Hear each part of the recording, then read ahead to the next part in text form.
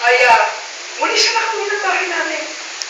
Nakita siya, nahanap siya, tinawag siya, sumakay sa tricycle, tapos inuwi, nakauwi sa bahay. May kakayanan sila, yung mga pusa, naliligaw, yung isa nakakauwi pa rin. May kakayanan, pero ang tupa, walang kakayanan makauwi. Walang kakayanan. Kaya ginagawa ngayon, nung pastol, kailangan mong hanapin. Kasi mamamatay yun kapag walang maghahanap sa kanya. So, yung ginagawa sa atin, hinahanap tayo. Tapos ang ginawa, nung matakbuhan yung isang nawawala, ang ginawa, nagdulundag sa tuwa, yung pastol, at muli ay sinabi niya sa mga tao, halika kayo, makikipagdiba kayo sa akin kasi yung isa kong tupang nawawala. Ngayon, natakbuhan na, at naligtas na. Now, sabi nito, in the same way, there is joy in the presence of God's angels when even one sinner repents. Again, inulit-ulit. Merong kagaliakan sa buong kalangitan kapag isang makasalanan ay nanunumbalik loob sa Diyos. But, ganun din. Same thing. Muling nanunumbalik loob sa Diyos. Tapos, sumunod ng mga talata, alam na natin yung story. Alimughang anak. Yung alimughang anak, inubos siya lahat ng kayamanan. Pagkatapos, sabi niya, sige na, umuwi na ako, hindi ko na kaya. Sorry ako sa father ko. Kasi nangyari, sabi ng father, nung umuwi sa kanya lang yung alimughang anak. We have to celebrate this happy day. Bakit? For your brother was dead and has come back to life. He was lost, but now he is found. Puro kagalakan. All throughout chapter 15 ng Luke, sinasabi nito, nagagalak ang Diyos. Ang saya-saya ng Diyos. Ang saya-saya ng kalangitan kapag merong isang kaluluwang naliligtas. Isipin natin ito, mga kapatid. If you are given the opportunity to lead a people to Christ, to lead a person to Christ, madala natin isang tao ito. Diba? Tayo, ang saya-saya na natin nun. Pero mas mapili yung sayang nangyayari sa langit. Kasi lahat ng mga angels doon, nagtulundahan sa tuwa. Nagsa-celebrate sila. Nagpa-praise the Lord, nag-hallelujah. Masaya tayo. Masaya sila.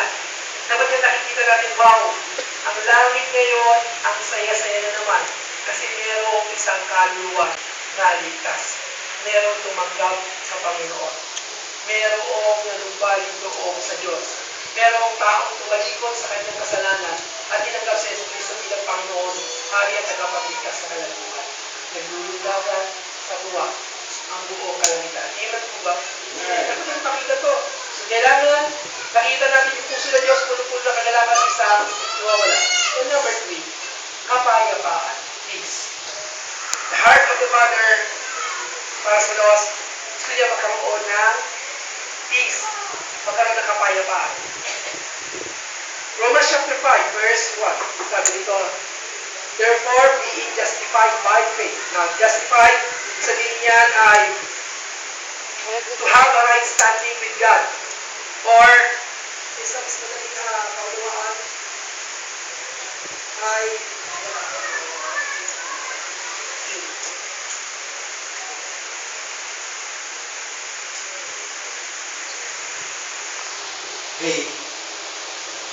sabi roon ay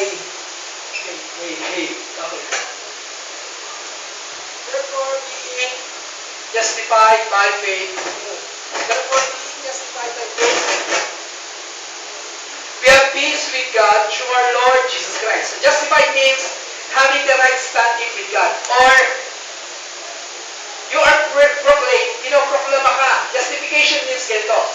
You are proclaimed just as if you have never sinned. Ano ibig sabihin sa Tagalog? Ipinapahayag ka ng Diyos. Ang justification ay proclamation over you. Ipinapahayag sa iyo ng Diyos. Okay? Hindi ikaw, kundi ang Diyos. Okay? Tandaan natin, justification is, ang Diyos ay nagpapahayag sa iyo. Ipinapahayag sa iyo ng Diyos na ikaw ay walang kasalanan. Absuelto. Kung magkasama pa ng korte, ang sabi ng judge sa iyo, ikaw, Rusty, o Ristico, ay walang kasalanan. Okay? You are, anong term doon sa absuelto? You are not guilty. Okay, wala kang kasalanan. So, ganun yung pinapahayag sa iyo. So, kahit alam mo sa sarili mo, ang dami mong kasalanan. Alam mo sa sarili mo, nagkamali ka. Alam mo sa sarili mo, puno-puno ka ng kasamaan, puno-puno ka ng kasalanan. Nakapagsinungaling ka, nakapanakit ka, nakagawa ka ng hindi tama sa harapan ng Panginoon. Pero ang sabi ng justification, God proclaims justice over you. Pinoproclaim sa'yo ng Diyos, wala kang kasalanan. Paano nangyayari yun?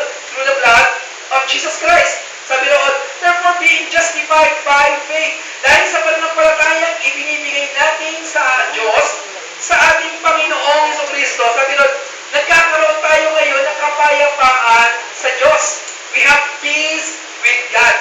Nagkakaroon tayo ng kapayapaan sa Diyos. Sabi roon, we have peace with God. Dati kalaban tayo ng Diyos, dati mga kaaway tayo ng Diyos, dati ang tinatanggap natin ay kapuotan ng Diyos, pero dahil sa iyong pananampalataya kay Jesucristo, kahit ang dami mong kasalanan, ang gagawin sa iyo ngayon, tinatakpan ka ngayon ng dugo ni Jesucristo. Kino-cover ka ngayon ng blood of Jesus Christ. At kapag tinitignan ka ngayon ng Diyos, hindi na ikaw ang nakikita. Ang nakikita sa iyo, si Jesus. Hindi na ako. Kapag tinitignan ako ngayon ng Lord, ng Diyos, ang nakikita sa akin, hindi si Ruben. Ang nakikita sa akin, si Jesus. Tumatakip sa akin. At yung mga kasalanan ko, hindi nakikita ng Diyos, kundi nakikita niya yung kabanalan ng Panginoong Jesucristo. Hindi just justification. Si Jesus ang nakikita sa iyo, kaya pinapahayag ka ngayon ng Diyos, wala kang kasalanan. Ikaw ay absuelto. You are proclaimed not guilty. You are malaya ka na. Malaya ka na. So, therefore being justified by faith, dahil lang sa pananampalataya, walang sa pamagitan ng gawa. We are proclaimed just because of our faith.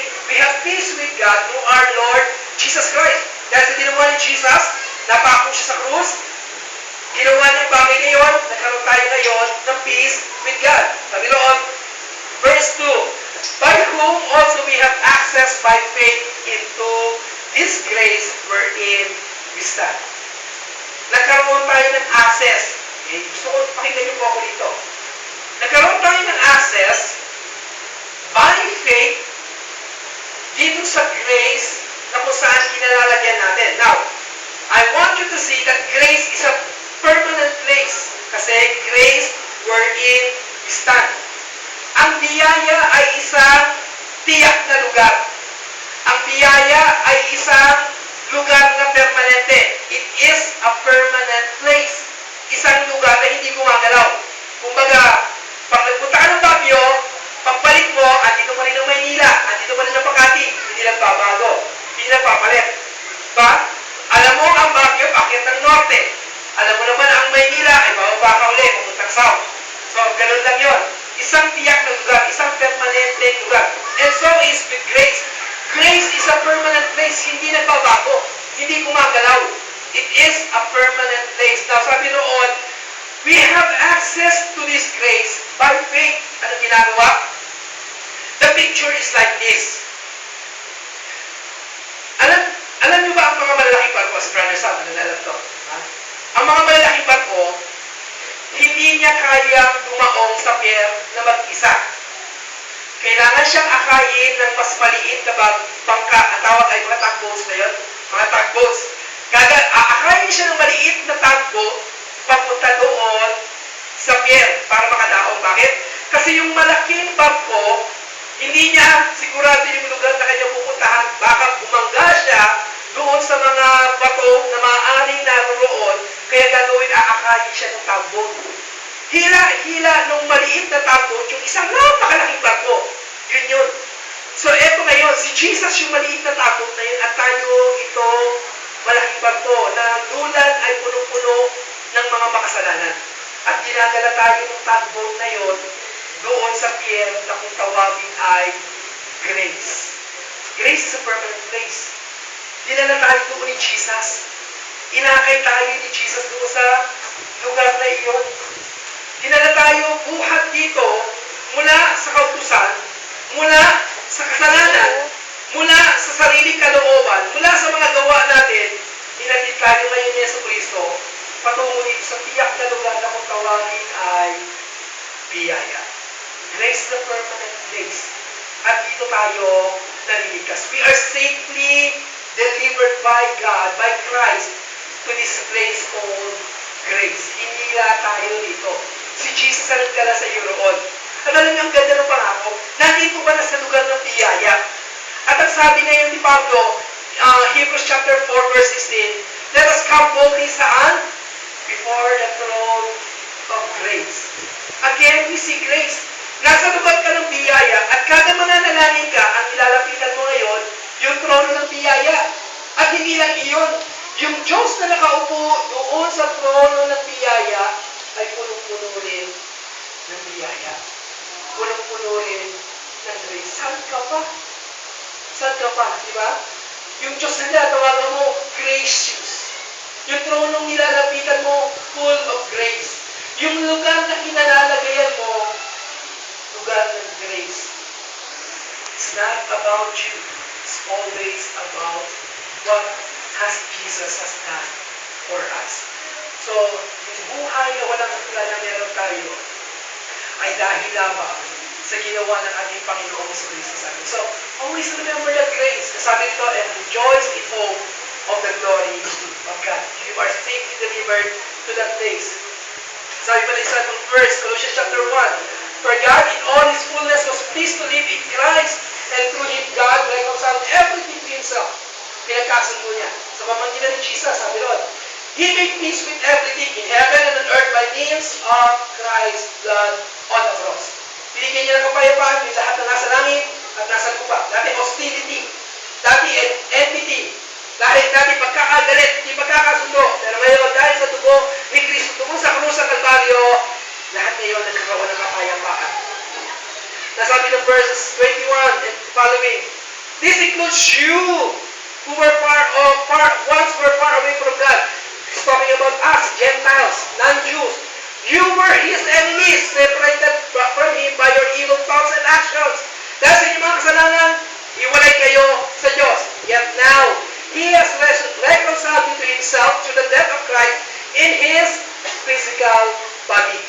Sa kanyang physical na pagkakapako sa krus, ay nagawa niya pagkasundo tayo. As a result, He has brought you into His own presence and you are holy and blameless. Again, same thing.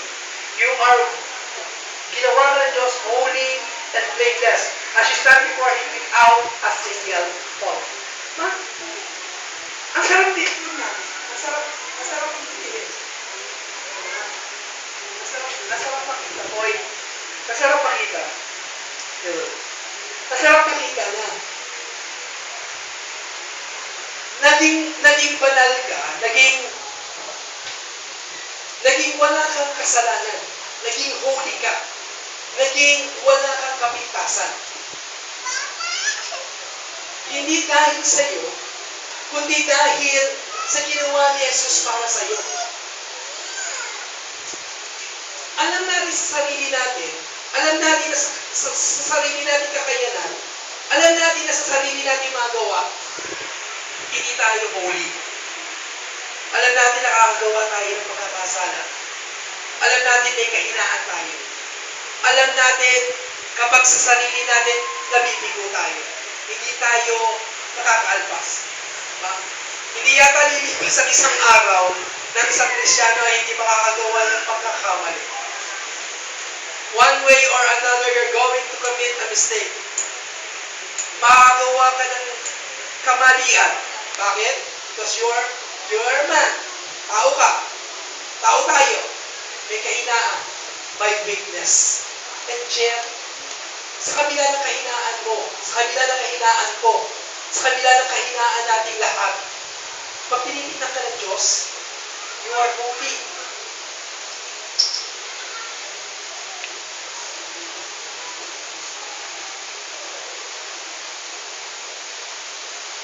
Pag tinitignan ka ng Diyos, you are blameless.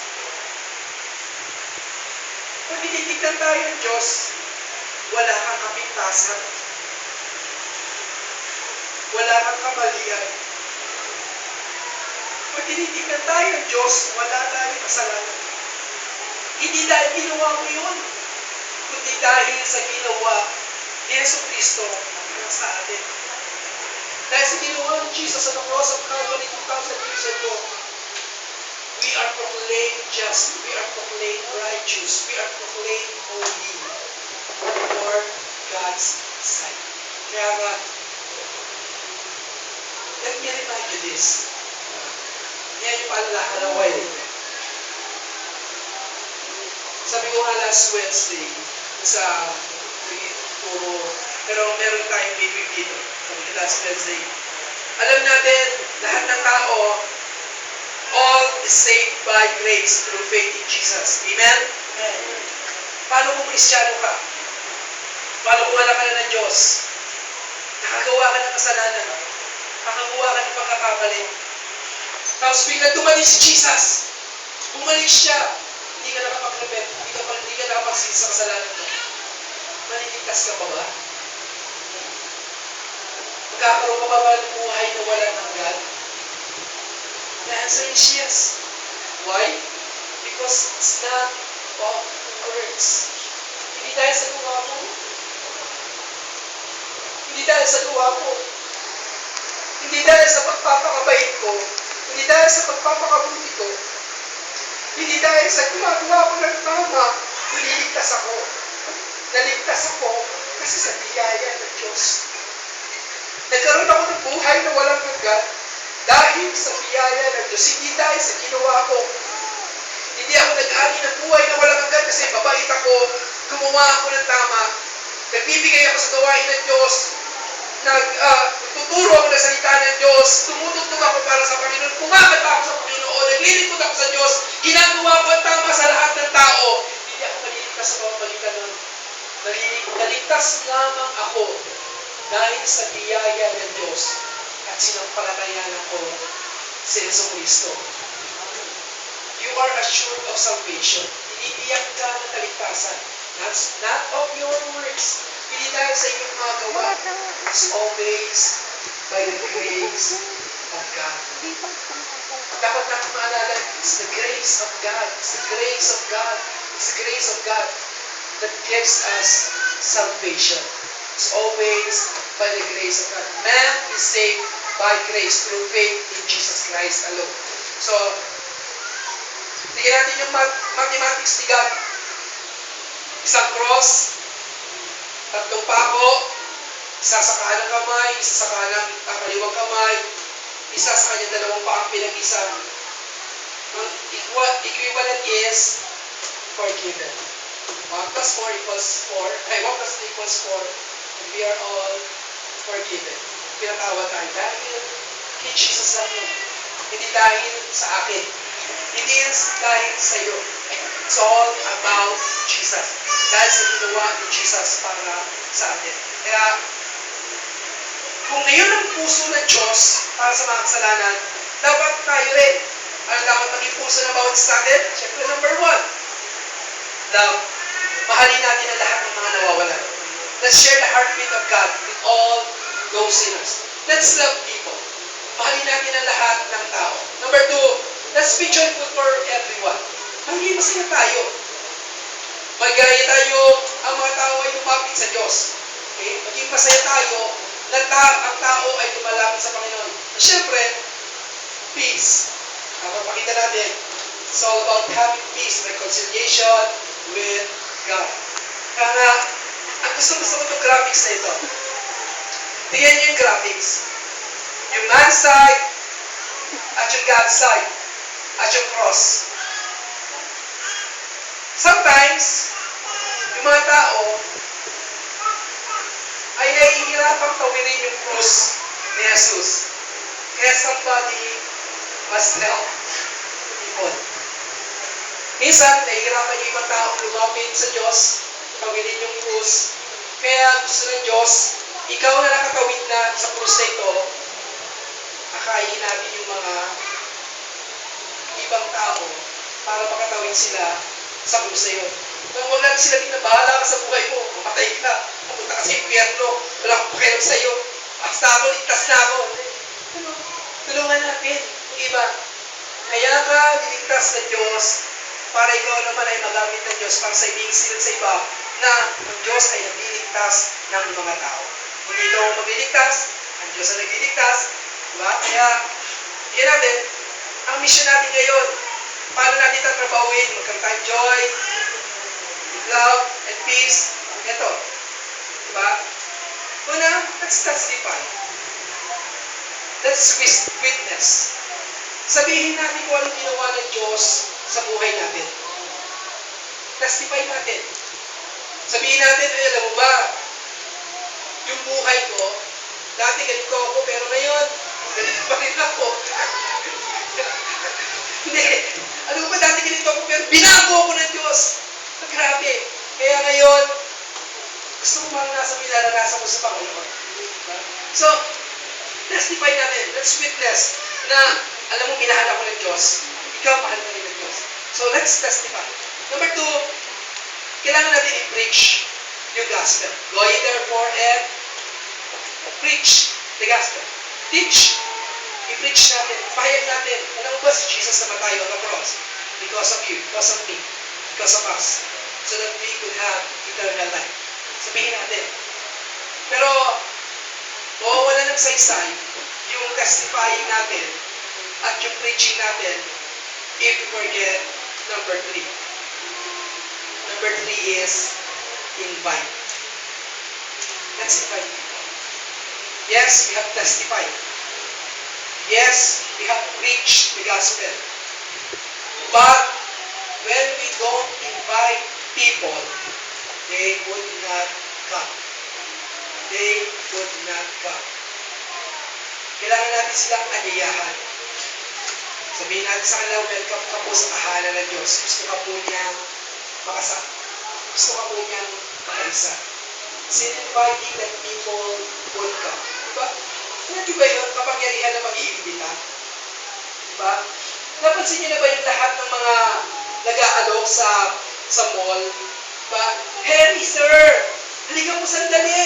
Ganun lagi sila. Hey, sir! Diba? Ang ganda po ng ang mga produkto pinibenta na they are always inviting. Invite. Diba? Kasi they know na meron kapangyarihan doon sa pag-iimbita. Diba? Hindi na sila basta nag-aalok. Diba? Sir, pagka tinanggap mo, sir, alam mo ba, may follow-up yun. I-invite ka nila. May follow-up yun. So dapat tayo, ganun tayo, mas matindi pa tayo dapat sa kanila. Kasi ang inaalok mo, pag-ibig ng Diyos. Ang inaalok mo, buhay na walang hanggan. Ang inaalok mo, kaligtasan na bubuhay sa Diyos. So we have to invite people. At sino mag-iimbita? Siyempre, tayo.